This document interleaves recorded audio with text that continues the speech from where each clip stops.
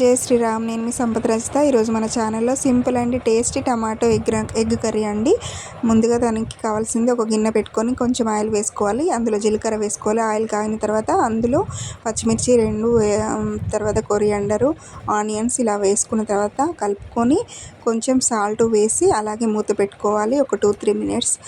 తర్వాత మళ్ళీ మూత తీసి కలుపుకొని అందులో పసుపు ఇంకా గార్లిక్ వేసుకొని కలుపుకోవాలి. అలాగే మళ్ళీ మూత పెట్టుకోవాలి.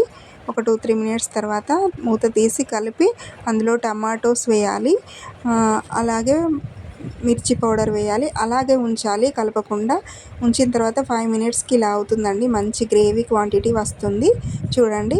అప్పుడు మనకు కావాల్సినంత క్వాంటిటీలో వాటర్ పోసుకోవచ్చు. అలా పెట్టి మళ్ళీ ఒక 5 మినిట్స్ అలా వదిలేయాలి.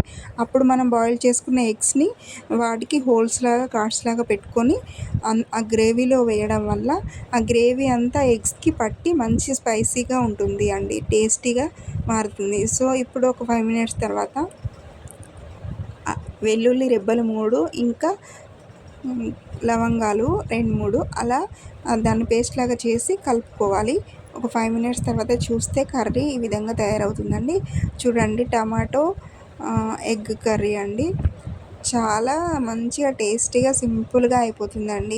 మనకి అప్పటికప్పుడు ఏం తోచినప్పుడు వెజిటేబుల్స్ లేనప్పుడు ఎగ్స్ను ఫ్రై చేసుకోవడము, ఆమ్లెట్ చేయడము చేస్తాం కదండి. అది ఇంకా అట్లా కొంచెం హీట్, దానికన్నా ఇట్లా బాయిల్డ్ ఎగ్తో టమాటా కర్రీ చేసుకుంటే మనకి సింపుల్గా అయిపోతుంది, టేస్టీగా ఉంటుంది.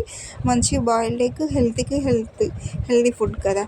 సో ఇది ఇంకా ఇద్దరు ఉన్న వాళ్ళకి లేదా బ్యాచిలర్స్కి అయితే మంచిగా యూజ్ అవుతుందండి.